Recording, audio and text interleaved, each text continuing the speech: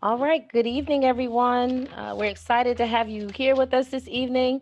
This is Bridget Adams, Youth Development Supervisor for Newport News Public Schools, and we are so super excited to have Erika Daniel, Coordinator of Psychological Services for Newport News Public Schools, together with us this evening to talk about adverse childhood experiences. So we're going to pass the baton to Ms. Daniels and let her take it away. Okay, thank you very much, Bridget, and thank you all for coming and attending today. I'm going to gear a lot of my information towards parents, but it's also very relevant to educators as well.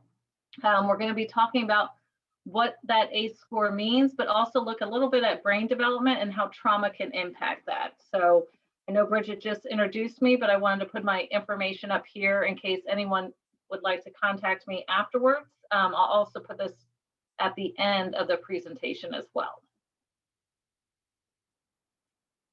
So what we're going to do today is I'm first going to kind of just do a quick little brain walk, because it's really important to kind of understand how the brain functions in order to understand how ACEs and trauma can impact brain development. And so we're going to just look at the different areas of the brain and how those things can play a role in one's both academic, behavioral, emotional, as well as physical well-being. And then we will, of course, talk about trauma and those ACEs, also known as adversive childhood experiences, and understanding their impact. And then also looking at COVID stress, as well as preventing negative impacts and how can we promote resilience in our children as well as ourselves. And feel free as we go to put any questions in the Q&A or the chat, and I'll either stop, or Bridget or Mike will let me know if I need to answer any particular questions. So looking at the brain, it's one of the most fascinating organs in our body, as far as looking at, things that can both control our thinking and emotions, but also has a lot of role in our physical and health as well. So when we're looking at this, as you see the brain here, the cerebral cortex is that outer part of the brain, that wrinkly part of the brain that you think of if you picture a brain in your mind. And that's our higher level thinking. So that's our abstract and concrete thinking. That's our ability to reason effectively, perceptions, deal with ambiguity, be able to problem solve. All of those things are housed in the cerebral cortex. That's when we go to school or get a training for a job. That's the part of our brain that's getting activated. Our frontal lobe is the part of our brain that allows us to plan out, to control ourselves, to think about our speech. It's the CEO of our brain. It's the logic of our brain. It's the part of our brain that when you think you want to say something because you're feeling a certain way, but a part of you stops yourself and you don't do it, that's your frontal lobe in action. It's helping you to regulate what's most appropriate.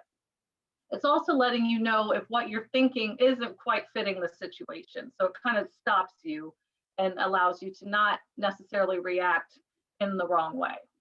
Then you have your parietal lobe. This is things like pain, taste, pressure, and temperature, and these can come into play. Well, we're going to talk a little bit about this with trauma as well. So this is the part of your brain that gives all of those kind of senses, information to your brain. And then your temporal lobes are on the side, is your language. That's your sound, your understanding of speech. It also involves the hippocampus, which deals a lot with memory and ability, again, to regulate. And again, not to get too into the neurological aspects, but the one thing I want to highlight here is the limbic system. That's what we're really going to talk about today when it comes to how trauma can impact us. Our limbic system is our emotional center. It's the part that makes us either really happy or really mad. It's those raw, very raw emotions that we have. And that amygdala can, especially in teenagers, be very enlarged at certain times, even for a normal developing person. And so it really sometimes can take over that frontal lobe. The hippocampus so really forms and stores those memories and can sometimes trigger the amygdala to be afraid because maybe something comes about that triggers a negative memory. And then hypothalamus just looks at body temperatures, emotions, and obviously it deals with all of our sleep cycles, and sleep is huge. And has a large impact on a lot of things, including behavior and learning. So what is trauma? Trauma is a neurodevelopmental insult. So it doesn't always mean a physical injury, but what it does mean is that something has occurred in one's life that has resulted in a change in the neurodevelopment of the brain. The one thing I want to say, and I'm going to reiterate that throughout the night, is there's a lot of people that have had a lot of trauma and yet are very resilient and very high functioning and do quite well. Unfortunately, that takes into a lot of biological factors, environmental, social factors, supports, things that are in place. Unfortunately, for some, it can have a significant impact on the brain development. So for example, here you have 2 3-year-old children brain scans. The one on the left you see is a normally developing child, whereas the one on the right is one that experienced extreme neglect. If you see the difference in the brain size, the child that had experienced neglect is significantly smaller, as well as if you see the white around the outside, that's that cerebral cortex that I was talking about a minute ago, your higher level, your abstract thinking, where school's trying to tap in all the time. As you notice, the child on the right is much smaller and less developed compared to the typically developing child. And then in the middle, those ventricle areas, those are the dark areas that you see in the middle of the brain. If you see the one on the right, there's much bigger black areas, and that just indicates underdeveloped areas of the brain. The most interesting thing in this is obviously the child on the right may have some difficulties, whether it's cognitive, emotional, academic, whatever it may be. But when these 2 children walk in a school door or walk into a store at all, you may not know the difference. You may not notice or be aware that there's this significant difference. And so that's what's really important when we look at trauma, is it's not always going to be known. And so some of it is paying attention to those behaviors and those emotions. And trauma is very person specific. We can all together experience a same trauma, and it can have a different impact on each of us, depending on our perception of the experience, depending on our biological makeup, depending on the resiliency that our brain may have, or our ability to kind of compartmentalize, and also other, external factors as well. So it's really important to know that even if you've experienced the same thing and you're doing great, somebody else could have experienced that and it have significant impact. So I'm going to quickly go through the different types of trauma, because this is really important, especially when we get to the toxic stress, because that's going to be something that I focus on when we look at ACEs. For the spectrum of trauma, acute trauma just means one isolated event. So you might have one event that was significantly traumatic. Chronic trauma means you either have multiple exposures or you have exposure over a period of time. So if you think of things like abuse or neglect, that could be considered chronic trauma. And then complex trauma means you have both the chronic trauma, but you also may be being exposed to other events. For example, maybe substance abuse within the house, or maybe within violence within the home that maybe is not directly to you, but you're being exposed to it. And then there's toxic stress. This is one that people don't often think of, but yet many of us have experienced, or there's some of us that are constantly experiencing it.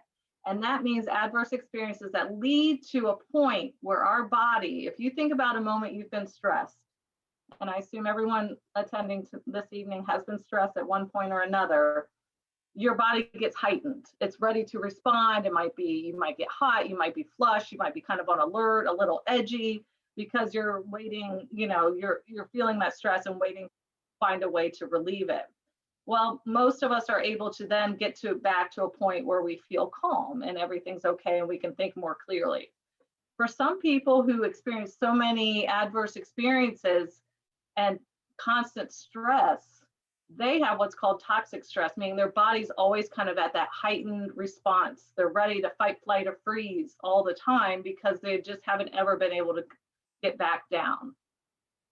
And then secondary or vicarious trauma just means that you've either experienced trauma by witnessing it from others, or maybe you're caring for somebody, or as a counselor or therapist working with somebody, or maybe you're just a really good friend or close family member and you are getting exposed to the trauma that they've been through. That can in itself have an impact on you as well. So when we look at adverse childhood experiences, or what are called ACEs, it's a 10-question survey that they've done multiple studies at this point. One of the initial studies, I believe, was in 2013, and then they did a second study in 2017 and 2018, and it came out just in 2019 from CDC. So there's been a significant amount of studies, and what they did was, again, they administered the 10-question survey, and I'm going to show you the survey here in just a moment. And they were looking at these three main areas of experiences of abuse, neglect, or household dysfunction. And all of these questions are asking if you've experienced it prior to the age of 18. So again, you have your abuse, whether that's physical, emotional, or sexual. Neglect, again, can be either physical or emotional. And then the household dysfunction, as you see, it could be, it indicates divorce here, but also included in that is loss. Either loss of a parent or caregiver through divorce or death or some other way. Mental illness of the caregivers as well as a question. And then obviously any type of substance abuse and things like that. One of the biggest predictors of academic success is the mental health status of the primary caregiver. So it really is important, to look at that as part of this ACES survey. So I'm going to go ahead and show you after this next slide what the ACES survey looks like. You don't feel like you need to take it, but if you're just curious for your own respect, it may help you get a little perspective as we go through this. So this is the most recent study that I indicated. The prior study was about 17,000 adults. This included 144,000 adults, so even a larger study from about 25 different states. And what they found was 60%, so over half of Americans have experienced at least one ACE. So meaning on that survey you're about to see, they at least 60% scored a 1. About 15%, 15.6% experienced 4 or more.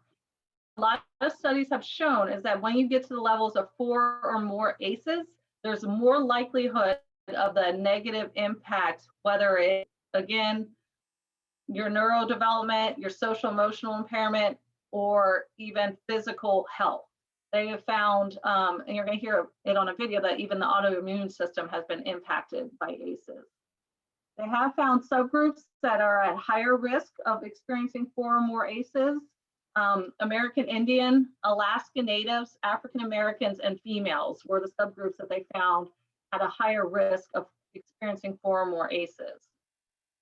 And then the biggest thing that they found, though, was that prevention and intervention do matter. So like I said at the beginning, even if somebody may have a score of 6, they may be doing quite well because they have a lot of these positive experiences that help counteract the trauma or the adverse childhood experiences that they may have received.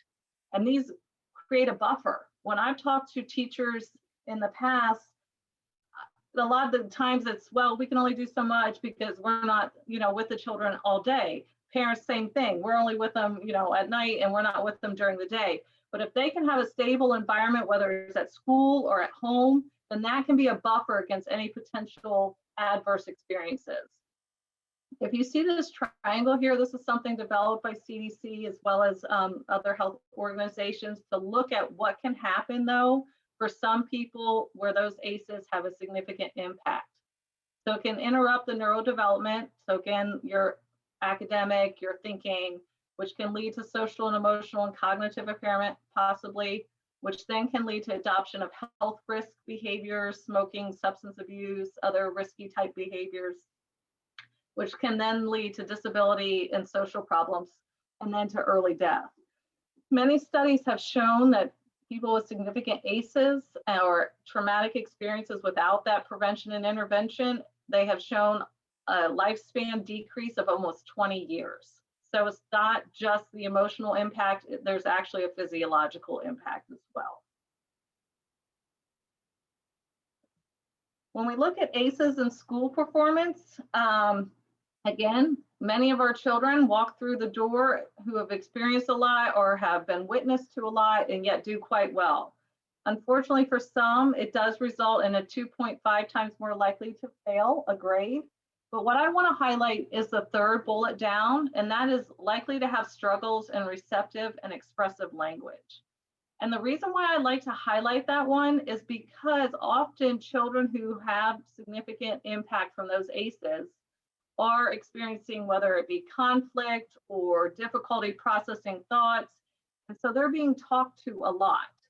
And they often aren't able to express themselves or problem solve at the developmental level that you'd expect. Most children are able to problem solve fairly well by middle school, with some support, and then more as you get through high school and later. But often children with significant ACEs, we have found, have those delays in receptive and expressive language, which can impact so many areas. So it's really important to keep in mind as well. So we're going to quickly just take a moment. I'm going to just walk you through. I'm not going to speak, but you can just note to yourself. They're all yes or no answers. So you can just keep a tally to yourself. We won't be sharing them out or anything like that. So I'm going to make sure that I'm sharing the correct thing.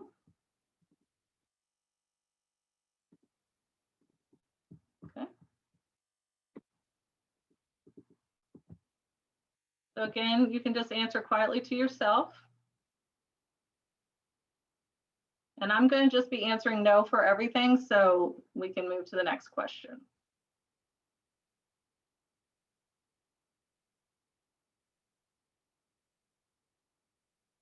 Okay, we're going to move on to the second question in just a second. So again, you're just answering yes or no.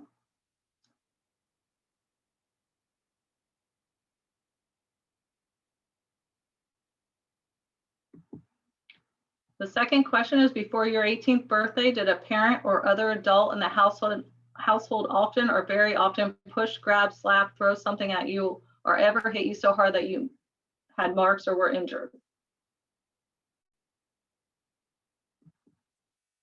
Again, all of these are before 18th birthday.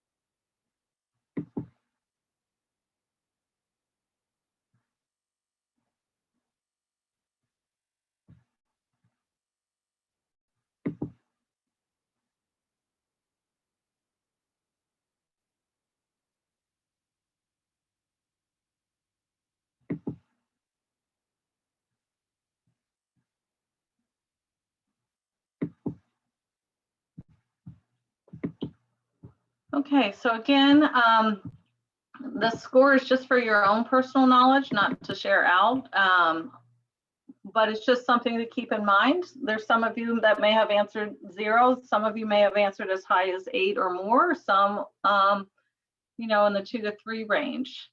The first time I ever presented on trauma, I did have one educator share that she would have scored a 7 on that ACE survey. And yet, when we got to the resiliency part, she kind of talked about what brought her through. And she's leading quite a successful life. So again, your score does not equate to the outcome. It just indicates the risk factor for you.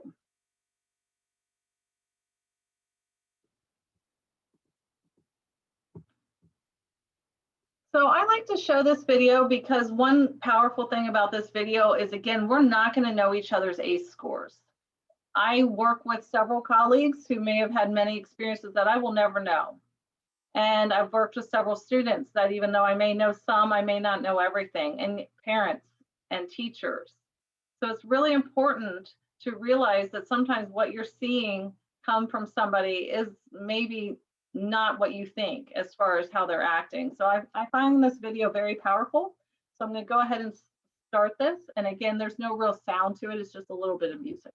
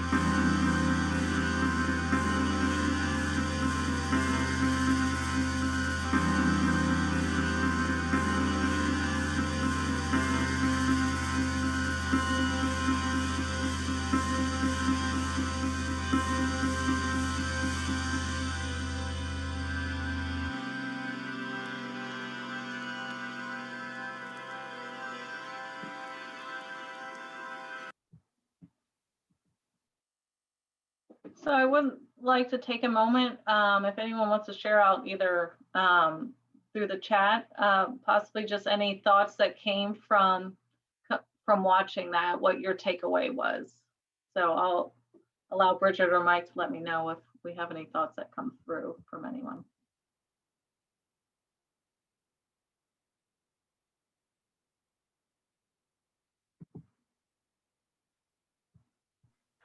I don't see any questions at the moment. Someone may be typing something. I don't see it at the moment. But I had a question about Mm-hmm.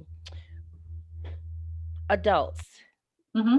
Oftentimes, we don't really notice that adults are going through situations, and it really is an indicator of how they respond to student trauma. How can we as educators be more I don't know, more attentive to what is Mm-hmm. going on with adults without knowing all of their story, but still have a little bit more grace towards each other, recognizing these Right. things? Yeah, and I think that's something we're going to definitely get into in a little bit. But I say the biggest thing is to remember, and I'll actually go ahead and flip it to the next slide because it might actually help with that. And then Nancy also added that she appreciated this video. I think may have seen it before, but the one takeaway, I'm glad you brought that up, Bridget, was because it isn't just the children, it's the adults too. And so it's important to realize that it's not just the children that you need to be aware of, but also the adults. And I'm sorry, my PowerPoint just froze on me.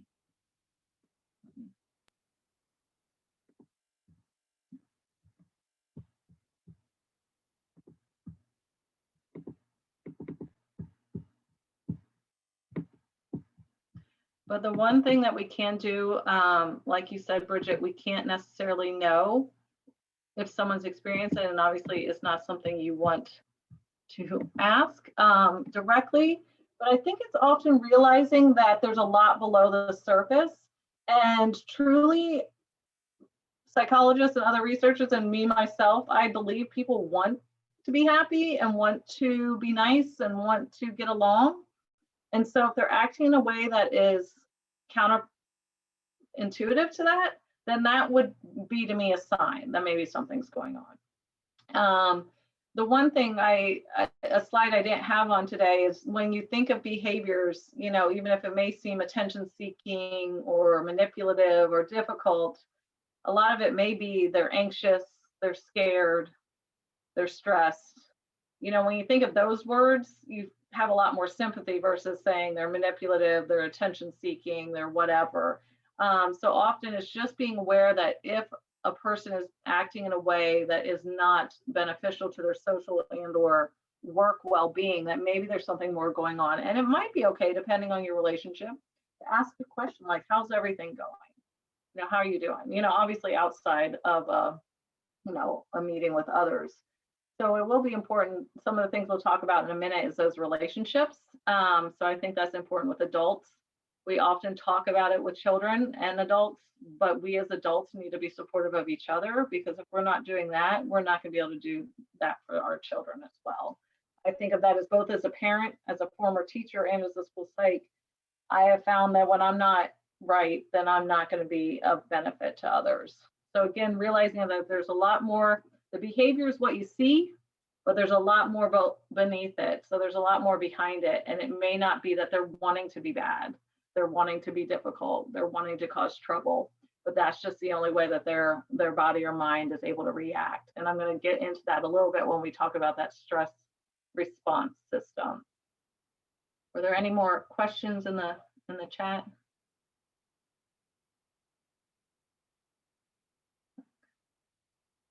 All right.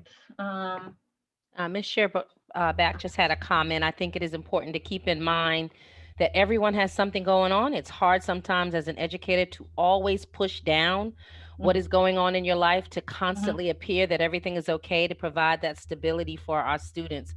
And that is so true. I never wanted my kids to see me sweating or see what I was going through, but we do And have to. yeah. And you know what? That's the best thing you can do, though. Not that you want to be like completely stressed and frantic, but it's okay every once in a while in front of your students or your own children to say, you know what? I'm feeling really stressed right now. Or, when you guys are all talking and not paying attention, it's, making me stressed. Or, I had kind of a rough morning getting here today and I'm trying to get myself settled. So if you all could help me out a little bit. Obviously, you're not going to share, personal, private stuff, but it makes the children realize you're human like them, and oh, you get negative emotions and this is the way you're going to process it. I remember when I was a teacher, I never wanted to not be able to answer a question. Like I would think I had to make something up if I needed to. And then also I realized it was okay for me to say, you know what, I'm not quite sure on that. I'm going to have to get back to you. Right. And that's okay. We need to allow ourselves to be a little vulnerable, because then we can model how we can deal with that more appropriately. Great, that's great. So this paradigm shift, we've all heard this, and it's kind of just moving. It's not saying that people have a right to act in a nasty way, because they don't, but just our approach to it may lessen our triggering of more negative behavior. So instead of going with the attitude of what's wrong with you to what's happened to you, it makes us just, even saying it those ways, your body does different things. So therefore you're going to stay calmer. And if you stay calm, the response is going to be less likely to get triggered.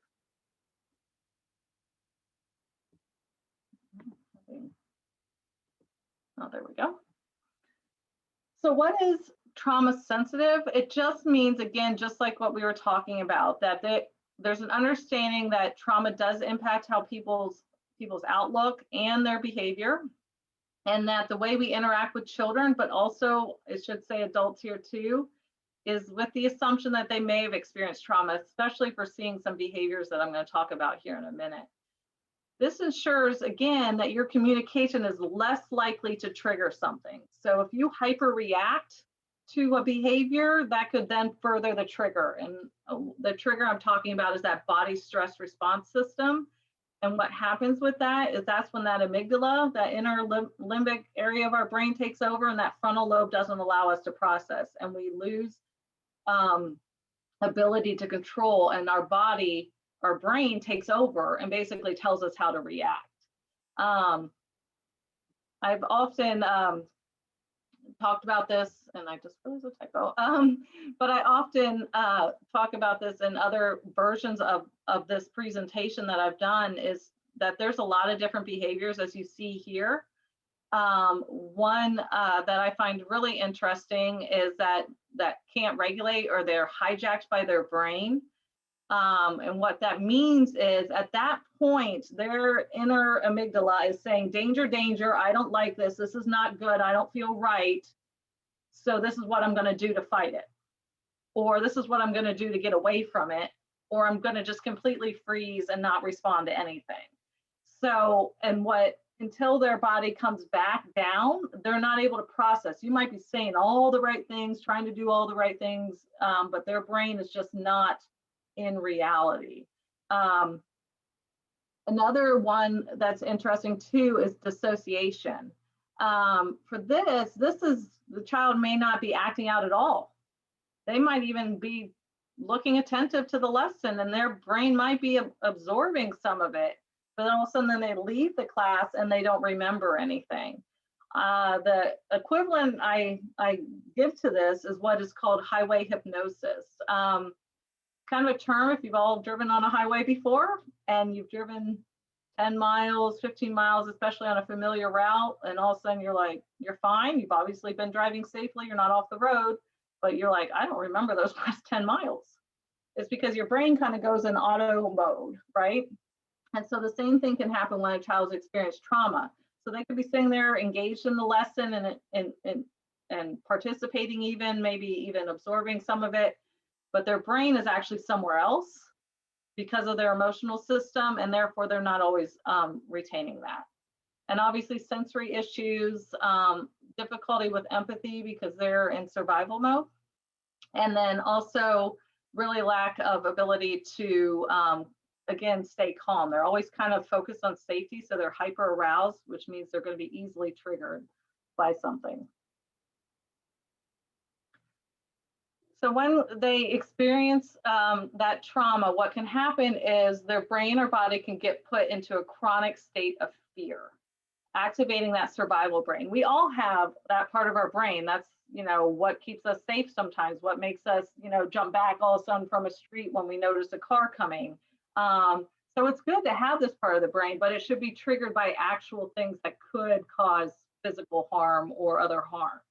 What happens with children with trauma is they're getting triggered by things that should not trigger that response, that fight, flight, or freeze response. So they could react to very normal experiences as if they were life and death. All of a sudden their pencil falls on the floor, or their, crayon box falls apart, or as an adult, if you've ever had that moment where you're like kind of getting ready to go to work and that's the day you're wearing white and the coffee spills all over and you just kind of have a mini meltdown. So there's a wide continuum of what this fight, flight, or freeze response, but what it means again is that you're responding to things that should not trigger that. If a bear came into this room right now, it would be natural to go in a fight, flight, or freeze response. But if it's a false trigger and you're still having that same response, that's a definite sign or impact that trauma can have. So this is a short video. I actually was able to hear this doctor speak in person at a conference, and she has been on the forefront as a pediatrician and then a surgeon general from California on the impact of ACEs on both social, emotional, but also physical well-being. So this is just a short clip about kind of her drive to get it more on the forefront of understanding the impact. Don't smoke, don't drink and drive. These are all pieces of advice that we're accustomed to hearing, but they become second nature only because of effective public health campaigns. It takes time and persuasion to change behavior. Tonight, pediatrician Nadine Burke Harris shares her humble opinion on what she sees as a grave threat to many children, one she believes has been misdiagnosed and overlooked. 10 years ago, at my pediatric clinic in San Francisco, teachers, social workers, and parents were bringing me child after child with concerns of ADHD. As I examined my patients, I noticed that the highest rate of behavioral problems was occurring in the kids whose parents had drug addictions or mental illness, or those who were subject to violence at home. When I dug into the science, what I found was that for most of these kids, the problem wasn't run-of-the-mill ADHD. For most of my kids, the real problem was what the American Academy of Pediatrics now recognizes as toxic stress. Ultimately, it all boils down to our fight or flight response, what happens in our bodies when we experience something scary. But when activated too often, like with repeated abuse or neglect or parental addiction, it can change the structure and function of children's developing brains. It can affect their hormones, the immune system, even the way DNA is read and transcribed. And it dramatically increases the risk of both behavioral and health problems in childhood and adulthood. Toxic stress affects white kids, Black and brown kids, rich, poor, urban, rural. In other words, it can affect anyone and it can happen anywhere. But right now, only 4% of pediatricians in the US are screening for toxic stress. Most haven't received any training on how to identify kids who are at risk. This has to change. Too many children with behavioral symptoms of toxic stress are being labeled with ADHD and given stimulants without any identification of the root cause. And many kids show no behavioral symptoms at all, yet they are still more than twice as likely to go on to develop asthma, autoimmune disease, heart disease, and cancer. And their life expectancy can be cut short by decades. More than 34 million American children have had at least one adverse childhood experience, like witnessing violence at home or being sexually molested. We need every medical professional in this country to be equipped with the right tools for universal screening. When identified early, doctors, educators, and caregivers can help reverse the biological effects of childhood trauma. Together, we can give every child a shot at a healthy life. Important advice from Nadine Burke Harris. So I found that interesting. Again, it's a really short clip. She has several that if you just look her up on YouTube, she has a whole hour presentation that she does, as well as a TED Talk. But her big thing that she found was, again, emotional, mental issues, but also those physiological. So sometimes even if somebody was emotionally well, she was still seeing impact of the toxic stress, especially, but ACEs and trauma in general. So the importance is that there's so many other things that, yes, they may need medication for certain things, but we also need to treat it through other avenues. So she's done a lot of research and has definitely pushed for more support through the medical field, but also realizing that this, takes everyone, educators, parents, community, to help support this. So again, what happens with children who've had that significant trauma or toxic stress or adverse childhood experiences, most of a typically developing child or adult, most of our brain and energy is focused and thinking about abstract and concrete things. We're not worried about how we're going to make it through the next hour or how we're going to, get food on our table necessarily, or whether or not there's going to be something that scares us enough that makes us want to react in some way. So a lot of that brain power is all in that cognition, which is where it should be as we develop and gain our skills as we get older. What happens with a child, though, that has experienced developmental trauma is that's all flipped. So most of their brain, the development area or the area that's most active is that limbic system, that survival part of the brain, that amygdala, that part that says, this feels good, this doesn't feel good, this is safe, this is not safe, and constantly on alert, waiting for something to be scary or unsure of.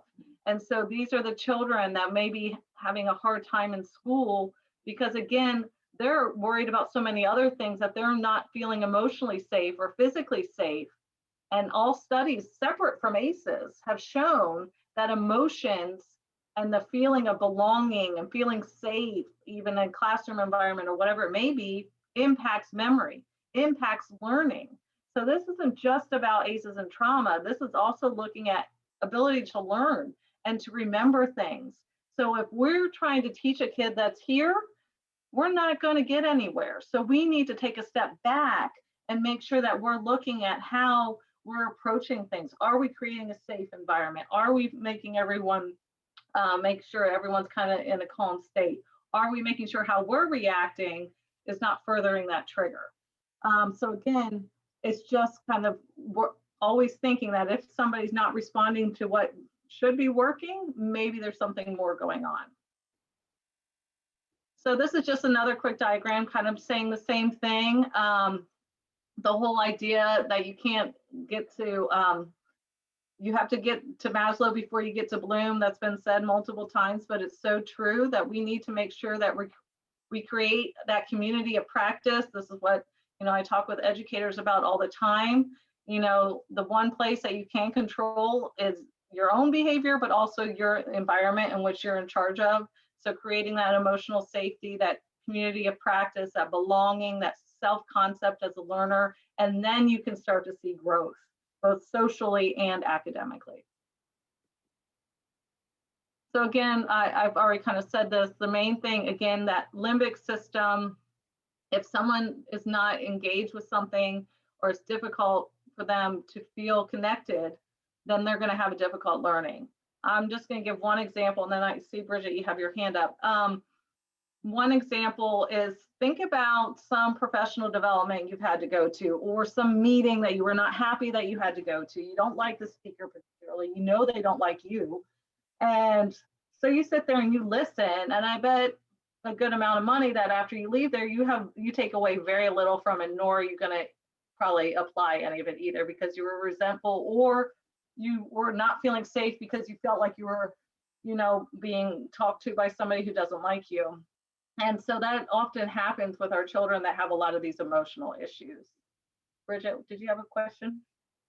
And I apologize. I should have asked it before you went to this slide. I'm looking at this slide thinking of how powerful this is when you think about student teacher relationships, and if I don't have a good relationship with you, it's going to be very difficult for me to learn. But in the previous slide, when you showed the Maslow's chart, I just want to Mhm. clarify, were you saying that, or are you saying, or have you seen where students could just get stuck? Like they can't get beyond, you know, they can't get, they can't move forward because of the emotional, intellectual feeling of being unsafe. So they never feel like they're loved or belonged, and they just Mhm. can't move forward Yeah. along this continuum. Yeah, and again, there's some children that are super resilient and are able to kind of get to that feeling just by being in a halfway decent classroom or halfway decent, whatever environment it may be. It doesn't have to be school, and they can do okay. But there are some children who, in a way, get stuck, but more their body's never able to come down from that stress response system, Okay, I and gotcha. therefore they're more likely to get kids who get triggered. They tend to act inappropriately, and then what happens to kids that act inappropriately and to get consequence, things can get escalated, and we are Hmm. going to talk a little bit about that. Okay. And that's why it's so important to spend time, and I know Newport News is trying to do that, with social emotional learning and other things, to really spend some time creating that sense of safety and community, because you're going to gain so much in the long run. If Right. we can create an environment where a child knows they feel safe, they know you like you. I've said this kind of tongue in cheek, but I like it. I heard it years ago, is you can't hate kids on company time. I, Ooh. I totally agree with that. What that means is, there are going to be some kids, there's going to be colleagues that maybe it's hard to like because they behave in a way or are a way that makes it difficult. But those are the ones you got to just love a little bit more, or at least try to connect to a little bit more, because they're the ones that often need it. I have one child in the back of my head that I worked with years ago at Greenwood, and I would tell every teacher, he's going to make you not like him. He's going to try, because then he gets to detach and get out of there.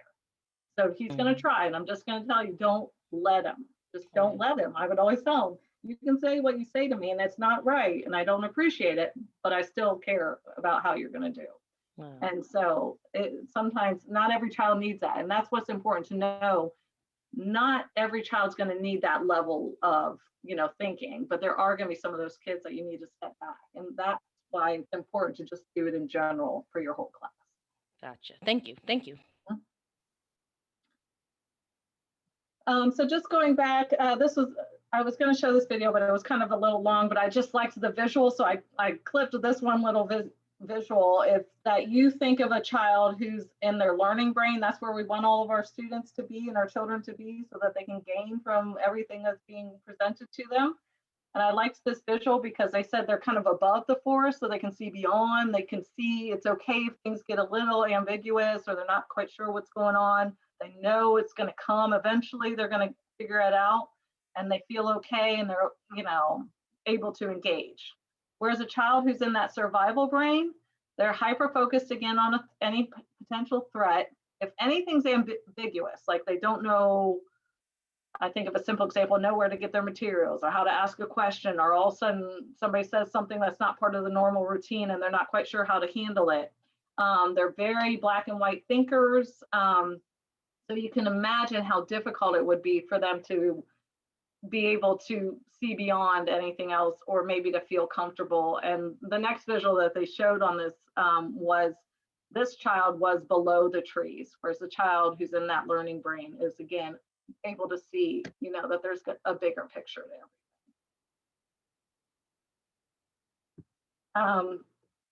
And I think we're good on time right now.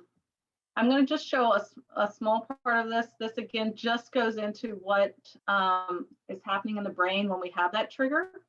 I think I've shared it too many times, and I don't know who's in the audience. I have a funny story that if we have time, I'll tell at the very end of the presentation. But here's just a quick video to kind of show, again, the physical response of what's happening in the body and the brain when falsely activated. Humans, like all species, have self-protective mechanisms to help us survive.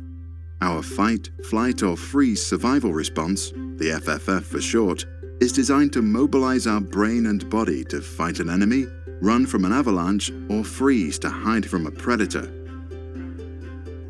Our brain sometimes misinterprets safe situations as dangerous and can set off false alarms.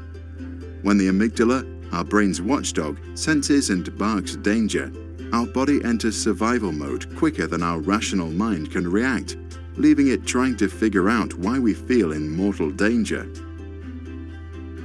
When the FFF alarm is sounded, we start to breathe more quickly and shallow, causing hyperventilation, and our heart starts beating very fast. These changes can cause strong chest pain, which many people interpret as symptoms of a heart attack, when in fact it's just a result of the FFF activation, which can be relieved through breathing exercises. As a way of getting you ready for action, blood is diverted towards the major muscle groups. Blood flows away from our digestive system, causing the bladder to relax, and we might feel the need to pee. The mouth goes dry, nausea can occur, and we get the butterflies feeling in our stomach. Blood also rushes from extremities, leaving us with cold hands, but often sweaty palms as the action-ready body starts sweating to avoid overheating. Legs and hands can start trembling and feel weak, while tension starts building in big muscles like the thighs, neck, and shoulders. In our head, FFF alarms cause our brain to focus on negative memories, probably so it can scan them to avoid danger and negative outcomes. We get tunnel vision as our pupils dilate to increase our focus and long vision, but as a result, we lose our peripheral vision. FFF activation also reduces our ability to recognize differences in facial expressions. Too much oxygen and too little CO2 can result in dizziness or lightheadedness, which many people interpret as signs that they might faint. But because fainting is caused by a drastic drop in blood pressure, and because the FFF increases both our heart rate and blood pressure, it's nearly impossible to faint when this happens. Over time, depression, anxiety, and high levels of stress all harm the brain's ability to slow or cancel false FFF activations, causing them to happen more often. Knowing the symptoms of false activations makes it easier to recognize and reduce their effects. At Tanky Boxing, you can learn both bottom-up and top-down techniques to reduce false FFF activation and bring your body back to balance.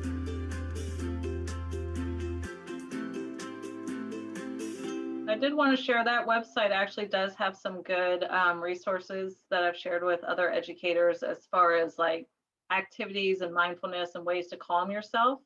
Some breathing exercises, real quick activities, because again, what that video is saying is you can have false activations, but if your mind can start recognizing that this is not a real trigger and you start incorporating some of those calming mechanisms, it can be really helpful. But again, a lot of our children, once they're in the moment, it's really getting them back to a calm state should be our first goal, not trying to utilize or tell them to, go do something or whatever it may be, is really to get them calm. One example I like to use, that's not my funny example, but I had a pretty significant experience with my daughter. She's 12 now, so this was back when she was 9 months old. She and I got had a pretty scary moment with my car kind of giving out in the mountains, and we were stuck somewhere for a while, and the car kind of completely lose control, but it did for a little bit.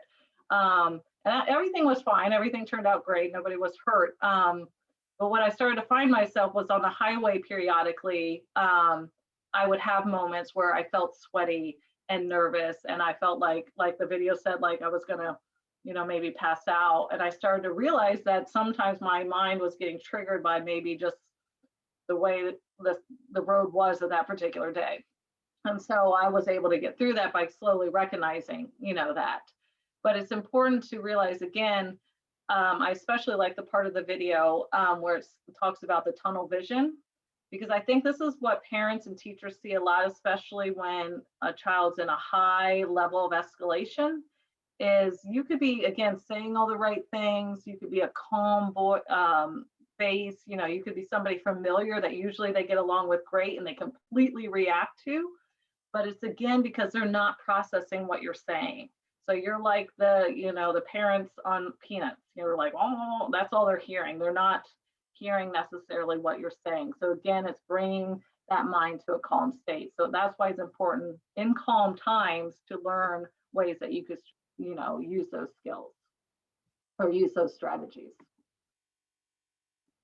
So some common triggers of trauma type responses are those false activating responses. At least this is mainly in a school setting, but it can occur anywhere.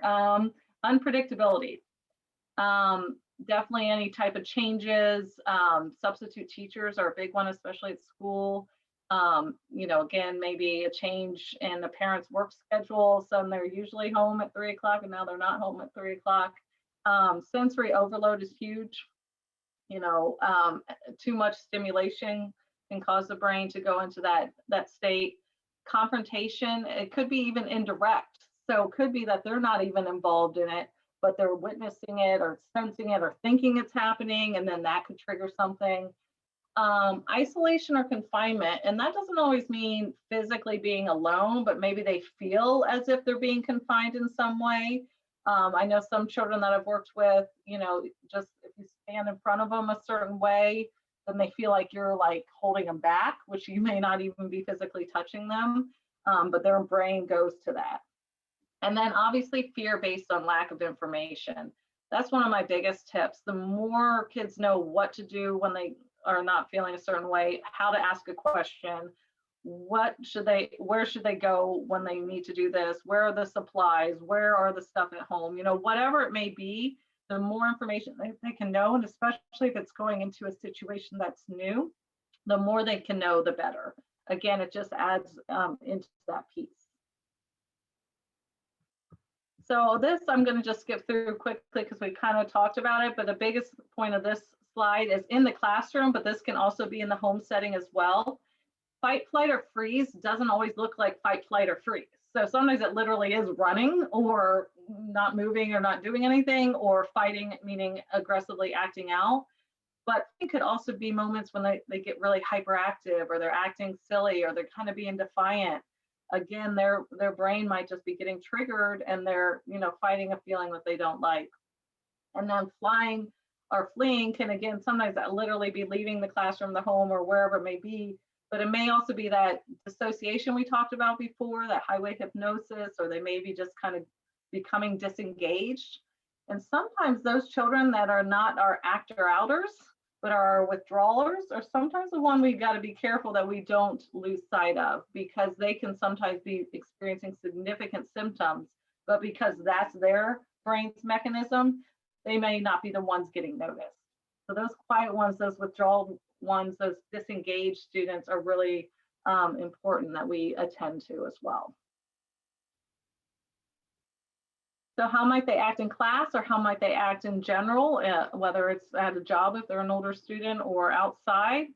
You can see a lot of these behaviors. I'm not going to go through all of them, but the biggest thing is they are going to have difficulty, again, understanding directions. Remember, I talked about the receptive and expressive language deficits. Some children can be very clingy or worried about safety. You see that more with the younger children. Obviously, ability to complete work is impacted. And again, the frequent visits to the nurse, I think of this for several reasons. One, it may be an escape. Two, it may be some psychosomatic symptoms, meaning, remember that video about the fight, flight, or freeze response, is sometimes our mental state causes physical feelings. So we feel like we're having a heart attack, or we feel out of breath, or we feel like our stomach hurts, or we have to go to the bathroom all the time, whatever it may be. So some of these children, yeah, they're getting to the nurse to maybe get out, or it may be truly they're feeling in a way that's not good. So these are all different signs that if you're seeing a lot of these behaviors is a sign. Doesn't mean for sure, but it's a good sign that most likely this child has experienced some adverse experiences in their life. This I just brought up. It says trauma in teens, but honestly, it could be used for any age. But this was one thing I presented. I believe it was at one of the male empowerment sessions over at Heritage that we did with parents. But I think it's important to know with teens, even though they look really grown, they're going through a lot of brain development during their teenage years. So they're almost going back to how much brain development they did in the first 5 years of life.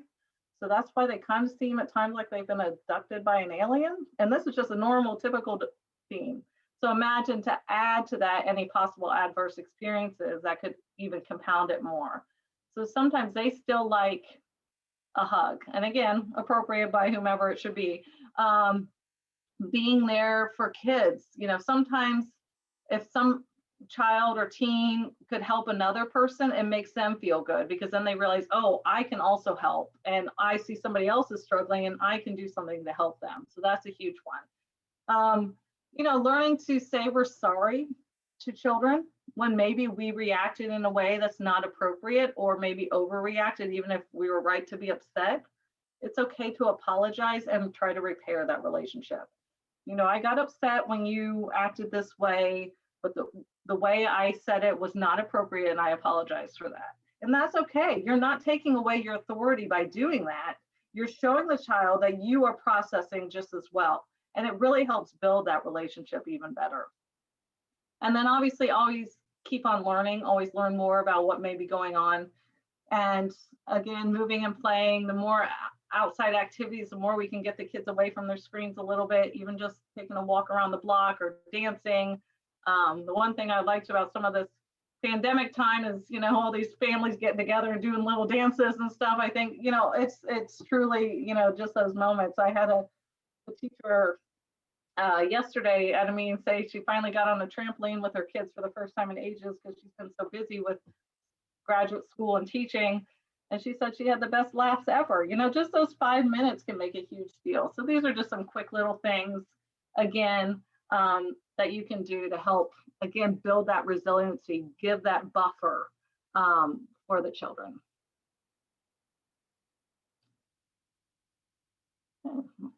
This is a video from ACES to resilience. What I like about it is they kind of go through the ACES. These are all teenage boys who are, receiving support, but they're kind of just giving a testimonial to what they're starting to learn as they went through it. So it's a pretty short video, but I like some of their perspective.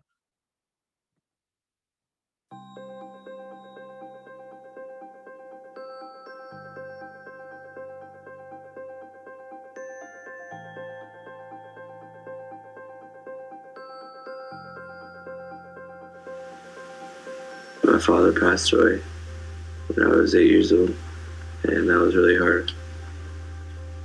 And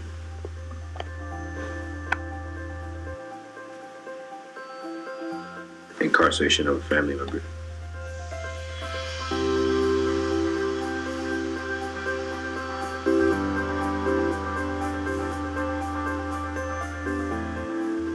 I went through 6 years of abuse, ages 0 through 6. I grew up with a father that did drugs like meth, weed, alcohol, and he went to prison for it when I was 11 years old. And when I was a little kid, I thought drugs were good, and I started doing them when I was in the 3rd grade. I'm a sophomore now. I'm trying to get off of them, and it's hard. Physical neglect. I typically would search the cupboards and search the fridge and whatever, scrounge around for anything that I could eat. And typically there wasn't anything. So I didn't get to eat a lot. And then I got neglected pretty much in every other way.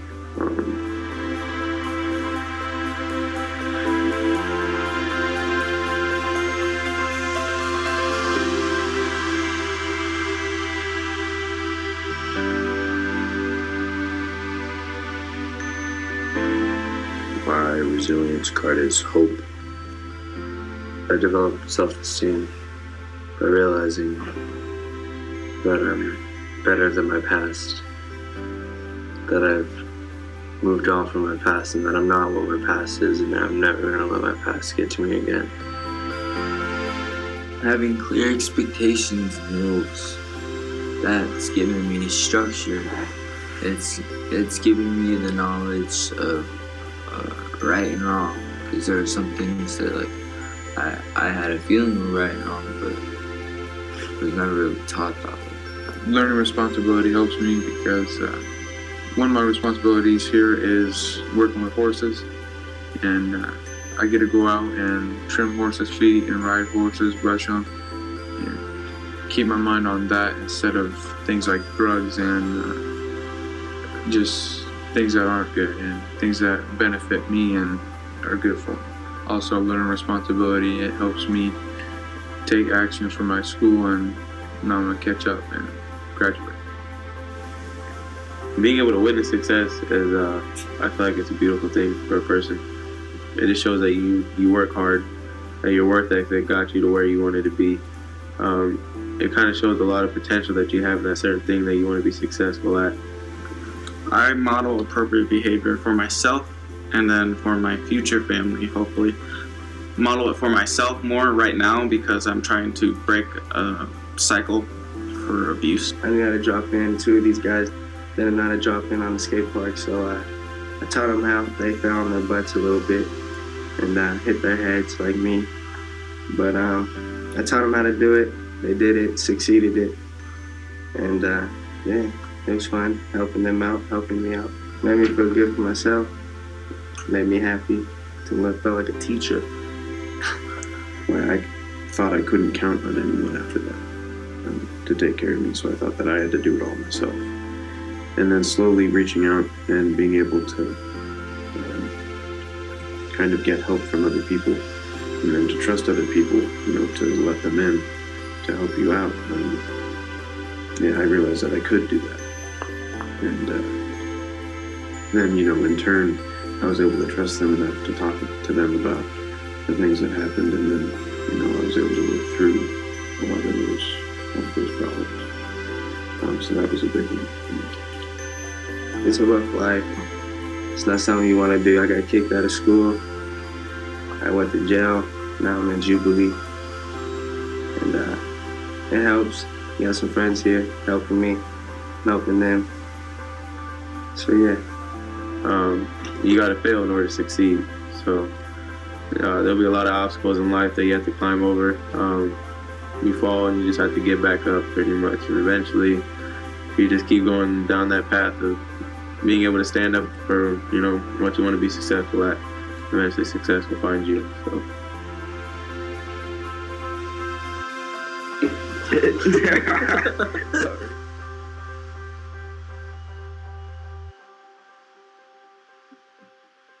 So I think what I like about that video, and I'm happy to hear anyone's takeaway, because I just recently came across it as I was like thinking of, testimony to what things we can do. And I loved one of the kids, saying clear rules and expectations was one thing, one strategy that helped him, because it made things clear.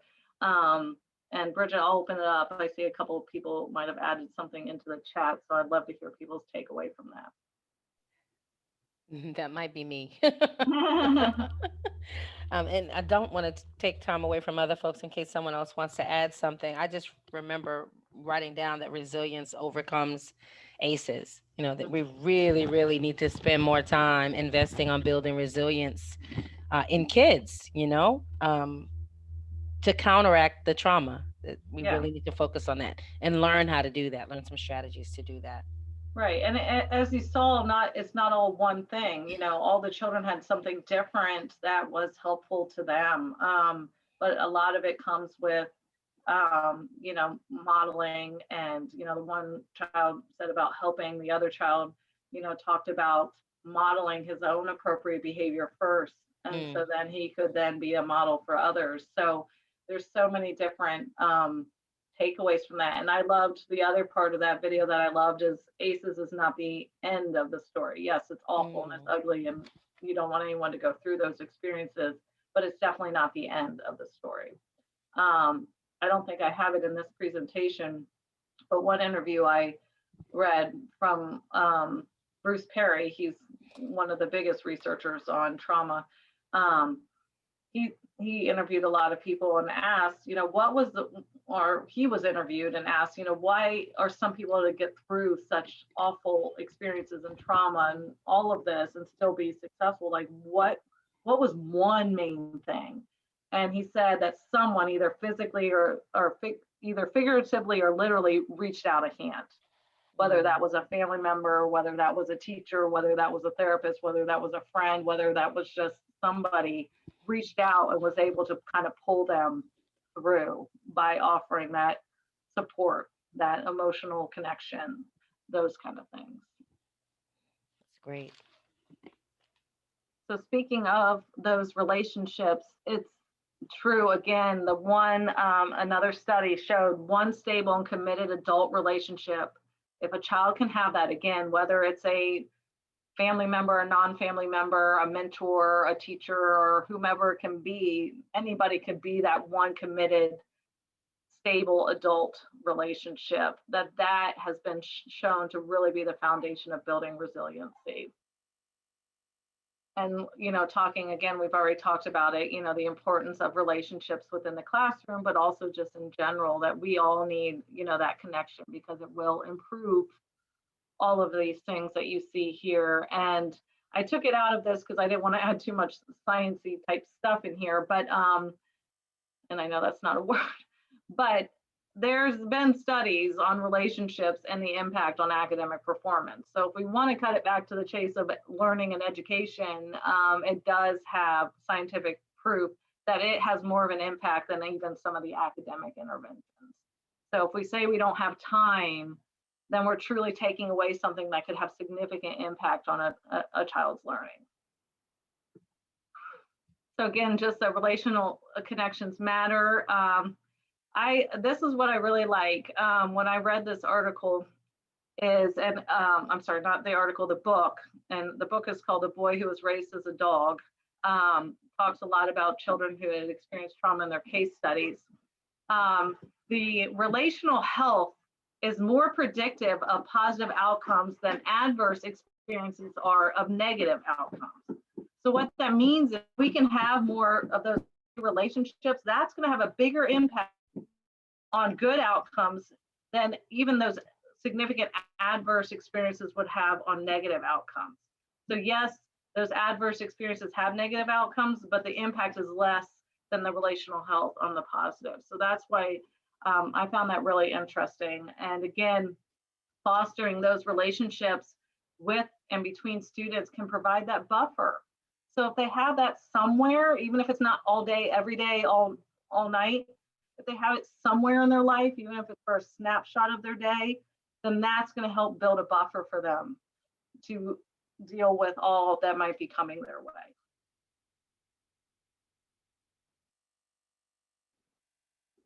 This also is important, is to practice empathy, working with teachers on this, with staff in general, and even as parents, to try to reframe questions when children misbehave, avoiding that why question, even though we all want to ask it, and allowing the child to process out a little bit. Again, you're doing this when they're calm, not in the middle of the moment, and allowing for that aha moment, either for, especially if they can come up with the aha moment of, oh, this is why I got upset, or this is why I acted this way, and this is something else I can do. That's really important. So empathy is huge.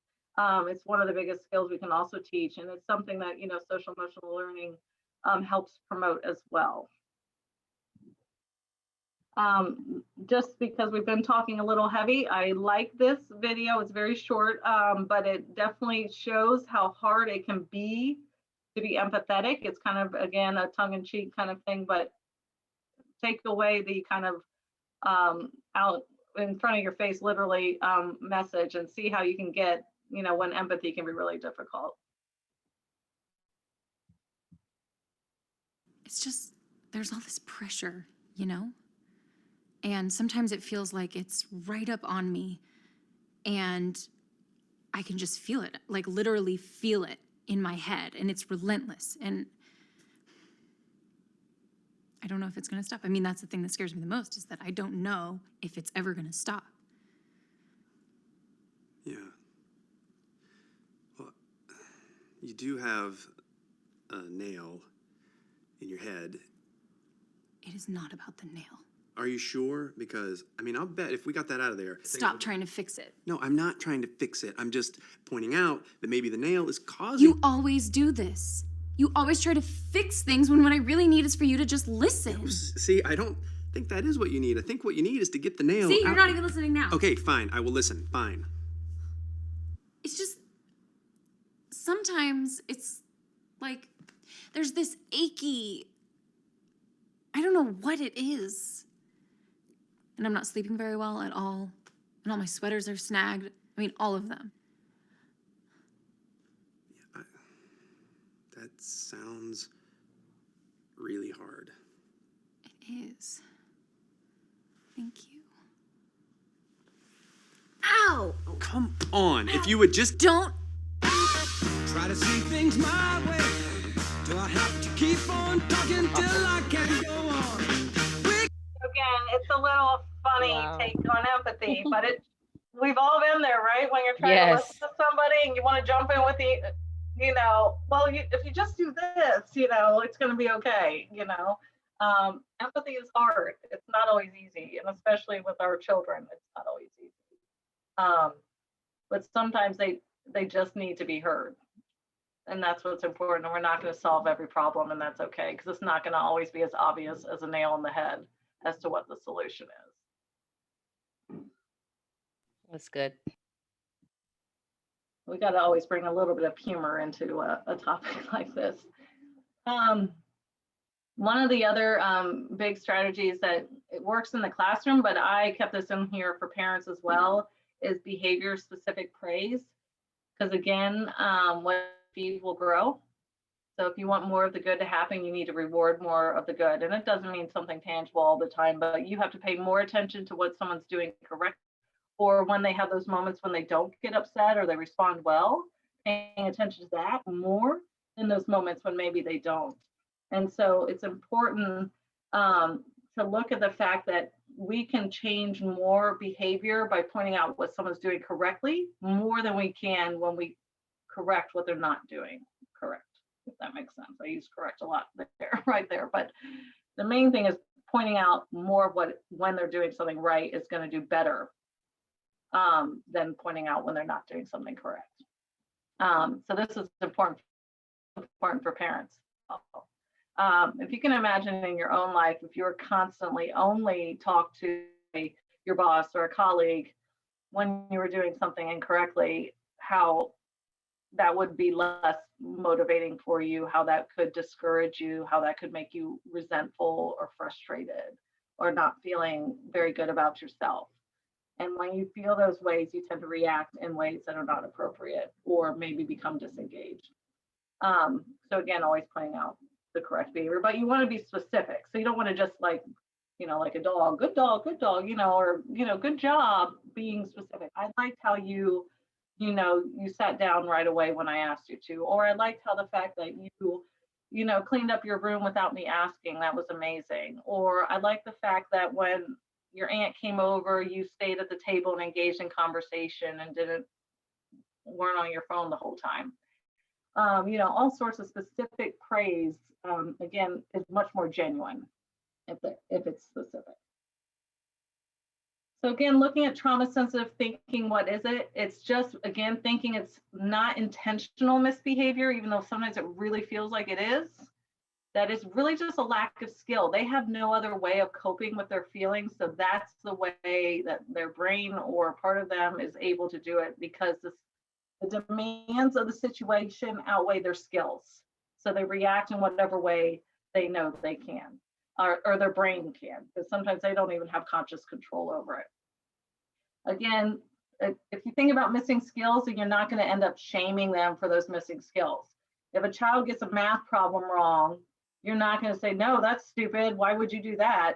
You're going to say, oh, I need to teach this child what 2 + 2 is, or whatever it may be. You're going to say, I need to figure out what they're missing so I can help them do better in math. Well, if we start treating behavior and emotions the same way, is what skill are they missing? What is it that they're missing that would help them get through this better the next time? So again, nurturing and not criticizing, teaching, not blaming, discipline, not punishment. Discipline is actually instruction. You're teaching something out of it. So again, it doesn't mean there's not consequences to misbehavior. There should be. We have to have safety. We have to have control, but we can also teach. If we're not teaching, then they're not learning. So again, looking at it from a discipline versus a punishment standpoint. I'm not going to show this video because it really kind of goes back to that other video, but it's from CDC. And what it really talks about is there's so many different adverse experiences, but they can be supported by things like, you know, one person in this video talked about, you know, he was able to work part-time with at this grocery store, and that helped him have some time where he got to interact because he was typically home alone. Or another person was able to be a mentor, or another parent took a parenting class so she could better help, you know, raising some children on her own. And all these different things that we can do, that just because we've had adverse experiences does not equate to adverse outcomes. I'm going to kind of skip over this a little bit as well, but I do like to highlight it. My colleague Ann Harth brought this into one of our presentations that we've done on even functional behavior assessments with children. But this can work as an adult.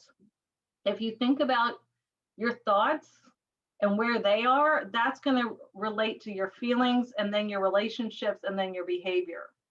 So if you're able to think abstractly, you're kind of in that higher level thinking and everything's kind of good to go, you're probably feeling pretty good, your relationships are probably effective right now, and therefore your behavior is optimal. You're at the height of your game. So imagine those moments where it's like everything's kind of coming together. Whereas if you're all the way to the next extreme where your thoughts are irrational, you're thinking about things or the what ifs, or that person doesn't like me, or this is not working out, nothing's going to work out for me, or, you know, whatever it may be that's irrational, not logical to the situation, you're going to feel really overwhelmed.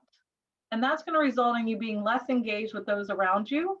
And therefore, often your behavior is going to be destructive. You're going to make choices that are not good for positive outcomes. And so just kind of always thinking about, where are my thoughts right now? And that could really help you to figure out what it is, maybe something you need to do to get back to a more optimal state of your emotional brain. I just wanted to talk briefly with de-escalating meltdowns. Either as a parent or as a teacher or whomever, whatever role you may be, but when you are trying to calm another person, especially a child, but if you're trying to calm someone else, what you need to make sure, and it's one of my favorite quotes, is you need to be the emotionally dependable adult. And all that means is you need to keep yourself calm, neutral with your expression, even tone, neutral body language, because if you're reactive, if you start hiding your voice or heightening the level of your voice or talking in a way that's in anger, then you're not de-escalating. If anything, you may be escalating the outcome. And we all catch ourselves doing this. I mean, those of us who are parents or caregivers or teachers or whatever, we have moments where, you know, it takes every fiber in our being to not react. And we're going to make mistakes and have moments that we do. But again, the biggest thing, if a child is having a meltdown, the first goal is not to get them to say I'm sorry, not to get them right back to their work. It should be to get them calm. And that may take a little bit of time. It may take some walking away. It may take giving them a little bit of time, even after you feel like they're calm. Give it a little more time before you process the situation with them. So again, the more we can stay, you know, emotionally dependable, the only behavior we can ever control is our own. And so always kind of reminding yourself of that when you're working with children. So again, how do we know if we're reacting versus responding? Reacting, you're purely based on feelings in the moment. It's very impulsive. It's very, you know, quick lit, very poor communication, typically focused on the problem. It's not looking at the long-term outcome. Responding tends to be based somewhat on feelings, but also on reason. It's very solution-based, and it's very goal-driven, and it's very deliberate. So again, we want to bring in the emotion, but what we're trying to bring in the emotion is the calming emotion. So again, responding, not reacting.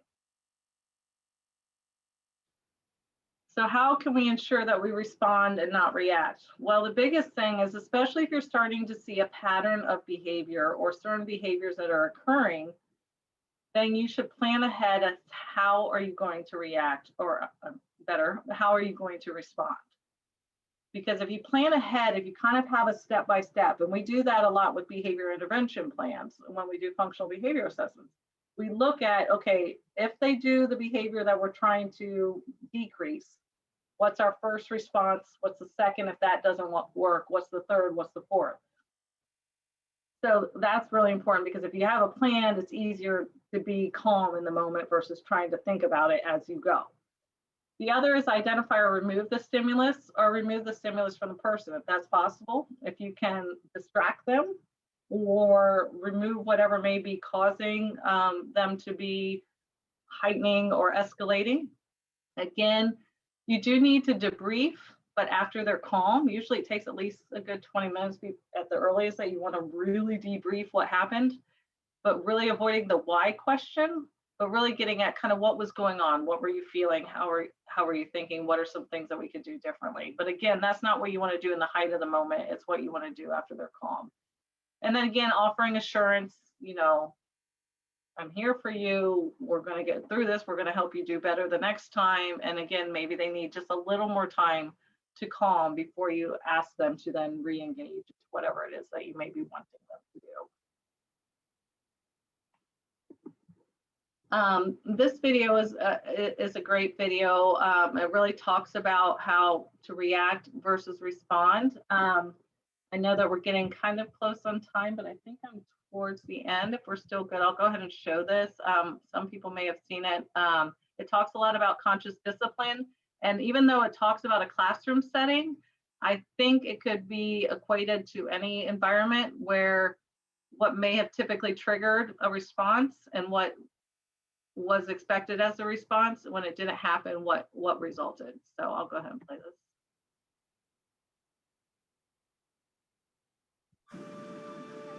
Those emotions, they were put on hold by time, by careers being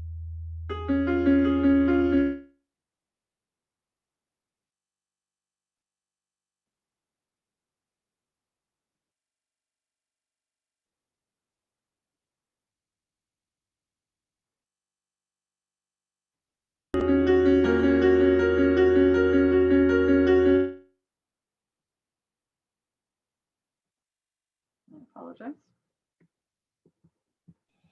No need. We all have these experiences with Zoom. You know, just when you think of it, everything set up. Oh,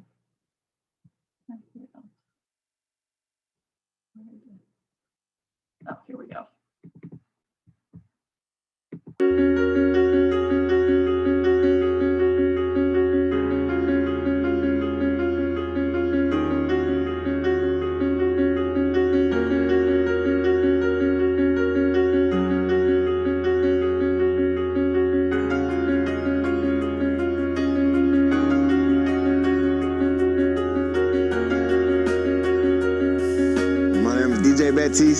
And I was born in Lacombe, Louisiana.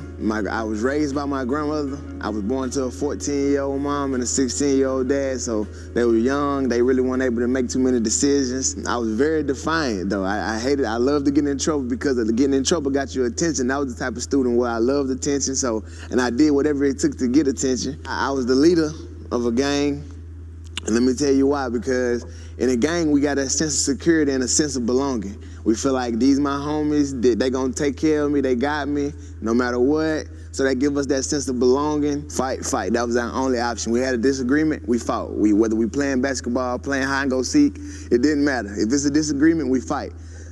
So I was raised like that, and that was instilled in my head. It wasn't no other option. You fight. You have to be violent. And we didn't. I'm gonna tell you, we like to fight in school because we know we had a crowd. So we continue to get kicked out of school. We jump people. I mean, just so much violence. I never was a second thought. When it came to my head, that's what I did. If I wanted to fight, boom, I'm fighting. If you're close enough where I can put my hands on you, I'm hitting you in your mouth. That's just how I was. I did go to juvenile twice. Me and my homeboys was riding one time. We got pulled over by the police. The police found some pistols, pistols in the trunk, pistols up under the seat. And we wasn't even headed to out of all the times we done had guns on us, headed to go do something, the police never stopped us. But this time we were just riding around with the guns and he stopped us. And they confiscated all the guns and took us down, took the guns, and yeah, pretty bad. It was my first day of my senior year of school, and everybody was always tell me, since you hate school so much and you're ready to get out of school, then why don't you just go ahead and put forth a little effort and finish your senior year?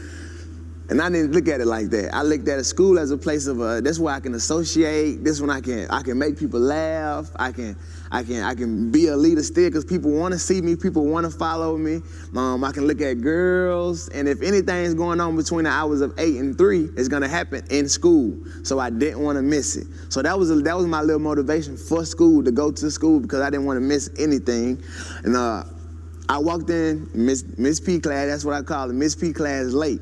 My name is Donna Porter, and I teach public speaking at Picayune Memorial High School in Picayune, Mississippi.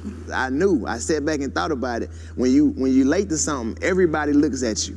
And all of a sudden the door flings open and this huge student that I've never seen in my life walks in and says, "What's up?" And she looked, and I said, "What's up?" And I just had the attention of the class that fast. My first thought is, why did this happen to me?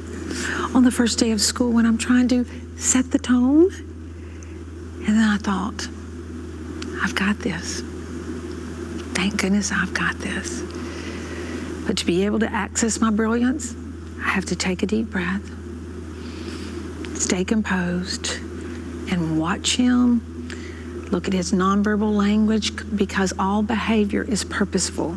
She said, "Well, I noticed you're late to my room. There's no problem because you probably couldn't find it." I just kind of looked at her with this crazy look like, yeah, whatever. And then she was like, "Well, have a seat."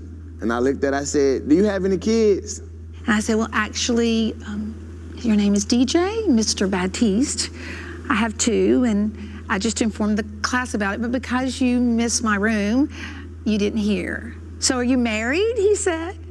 And I said, "Actually, I just told the class I've been married for 30 years. I stepped back and said, 30 years? Folded my arms, looked up and down and said, "Don't you think it's time for a change?" Now, at that point in time right there, I expected her to get red in the face, lose her composure, run to her desk, get a referral, write me up and send me out. I was ready for that. That's what I expected. And now that I've learned the brain seeks patterns. So that was the pattern that my brain was seeking. You be disrespectful, you get sent out of class, but you get the attention that you want. She didn't do that. She looked at me, she smiled and said, "Do you go to the doctor when you're well?" And he looked at me very funny. He said, "No, you go when you're sick." I said, "Do you come to school when you know everything?" He said, "I guess not. I guess you come supposedly to learn." I said, "Well, you've got a lot to learn and I can't wait to teach you." And then I left him with that feeling of angst. And then I said, "You know what I noticed more importantly about you? You have charisma." Charisma? She was like, "Do you know what that means?" I said, "I'm cute." And everybody in the class laughed. And she was like, something like that. She was like, "But you just know how to work a room, And I said, I was just listening to her. She was like, she threw me off because she started talking good about me after I wanted her to be get into a power struggle with me. That's what I wanted. And I said, "So I've been thinking in the last few seconds, I give jobs to my students in high school. Do you know anything about jobs in school?" He said, "Oh yeah, in kindergarten, I was the line leader." I said, "We don't have a line leader in high school, but we have appropriate jobs. And I usually take a week or so to figure out what job would best fit what student. I do a multiple intelligence survey, and we tell a little bit about ourselves. But you know what, DJ? I don't need to do all that with you, because you're innately designed to be a greeter." He's like, "A greeter? What's that?" And I said, "A greeter is someone that will stand at my door every morning." As everybody come in, I get to shake everybody's hand, appropriately hug the girls. That threw my mind off.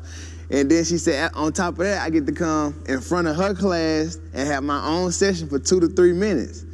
How does that sound? That's what she said. I said, "It sounds too good to be true, so let me run it back to you." I said, "So you mean to tell me I get to stand outside your classroom, shake everybody's hand who comes by, then on top of that, I get to come in front of the class to have my own session?" She was like, "Yeah." I said, "Well, I want to, I want to try this." She was like, "But it's one catch." And I remember I dropped my head like I knew it was something, you know. All you have to do is be on time. Because if you're my greeter, that means you have to be the first one here so everybody get a chance to see you and shake your hand before they walk in my classroom. And I just remember shaking my head like, all right, I try this, you know. I see what it's something here I can't tell yet, but it was something there, and I just remember thinking, I try this. And she said, okay, pick up your backpack that you threw down and go have a seat. And that was the first day of my new life. Day 2, I'm standing in the hall and I see this mass of people just parting, and the only figurative language I can think of is Moses parting the Red Sea. And here comes this huge guy, and I hear these words that are so important for anybody watching this video. Everybody move out of my way. I've got to get to Miss Porter's class on time because listen, I have a job to do. I have a job to do. A disconnected child is a discouraged child. He needed to be encouraged, and every day he stood from day 2. He had been in the criminal justice center, he had been expelled from the alternative school, he had been in school isolation, out of school suspension. Nothing worked. All he needed was to be encouraged. And he became my greeter. We usually have jobs just every 9 weeks, but by a unanimous vote of the class, he became the year-long greeter because they felt nobody could do the job as well as DJ.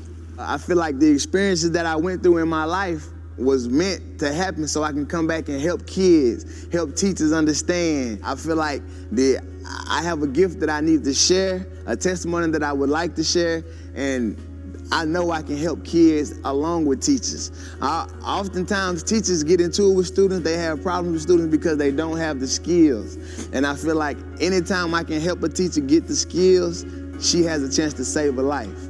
And I often tell teachers, I want you to have the same success story that Miss Porter had. I want you to have that student that you walk down the aisle with to that graduation. I want you to have that student that say he owes his life to you. And the only reason she has that is because she had the skills of conscious discipline. So anything. Good grief. I really liked seeing that video in a sense because it just reminds me that sometimes it can take one little thing, but it can also, and there might have been multiple things obviously going on for this child. But what I liked was the calm response, but also just the connection. And it's still always very powerful to me when I watch that. And they've done a lot of other, this was from several years ago, but they used to do a lot of different talks about it. So I just felt it was powerful because it also brought in some of those things that they talked about: building resiliency, expectations, you know, being encouraged, giving hope, you know, all those things that the other, you know, documentary shared as well, I think was captured in this also. So I didn't know if anyone had any thoughts or questions. I think one chat might have come through.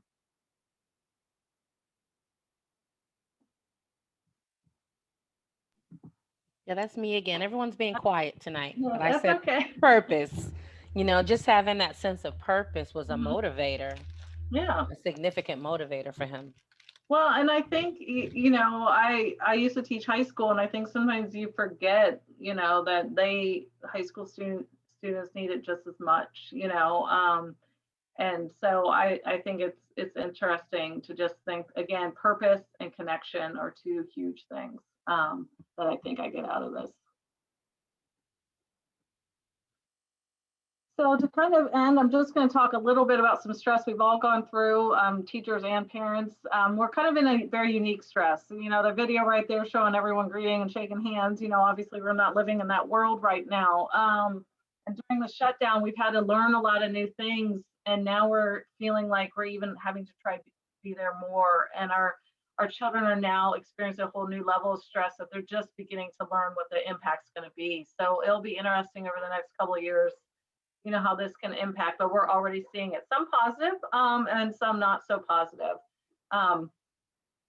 That, you know, there's a lot of, you know, concerns even with children who, you know, don't Zoom in during class. You know, those no-shows, you know, can be very stressful. obviously the limited physical activity for some who maybe don't have the ability to get that physical activity. Obviously parents having to feel like they're having to become teachers, you know, because they're working and seeing more of what their children are doing at home.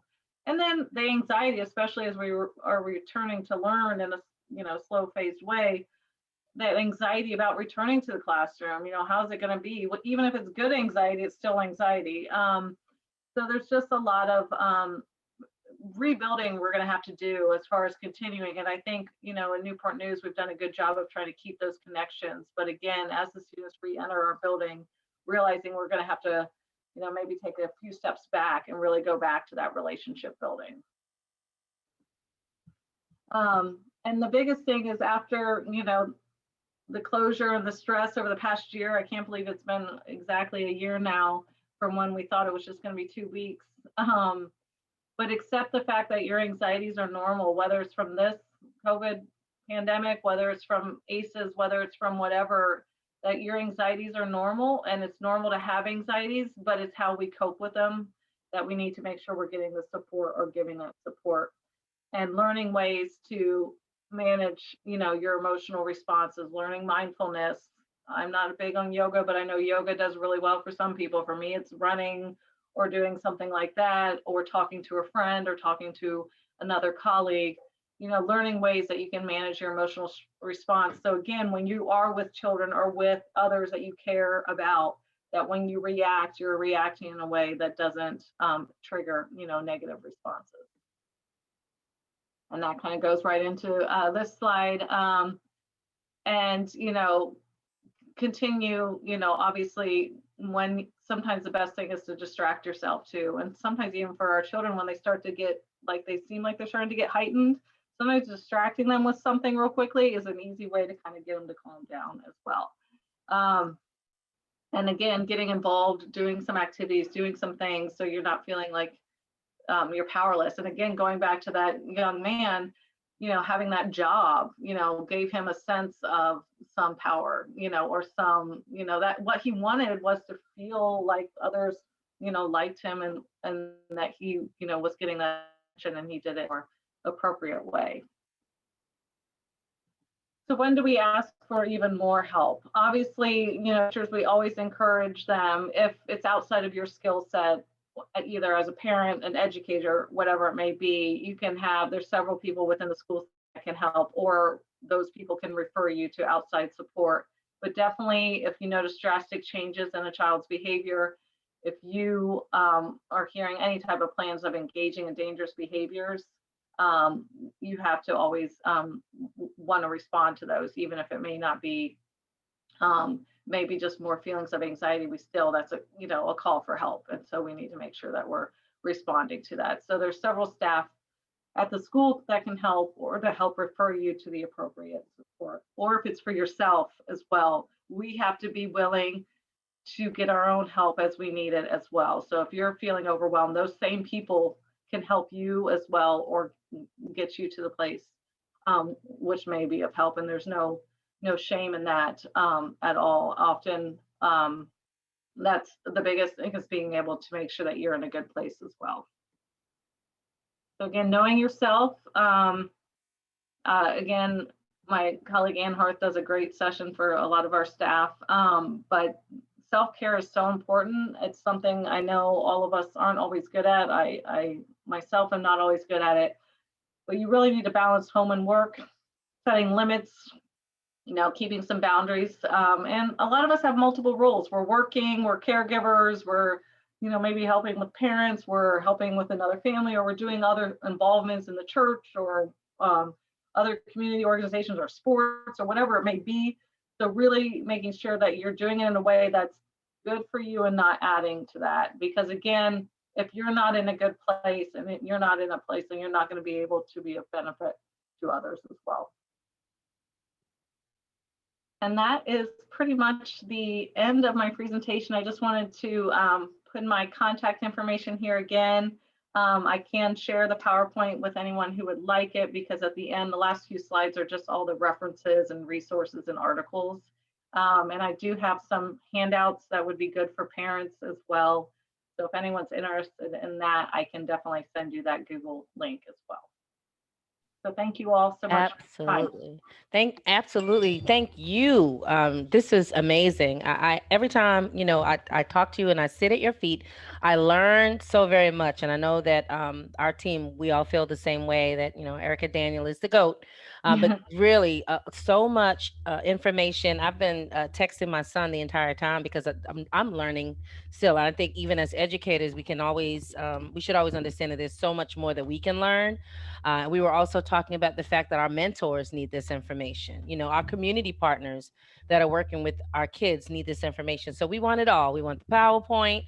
We have the recording. We want all that we can get Okay, so that we can all, we can equip the village to be able absolutely. to best serve our kids. There's a village that's helping us in this journey, and we want everyone to be on the same page about how to help our kids be great. So, on behalf of Newport News Public Schools Youth Development, Mike, if you want to say anything other than just hiding in the chat, you can absolutely say something as well.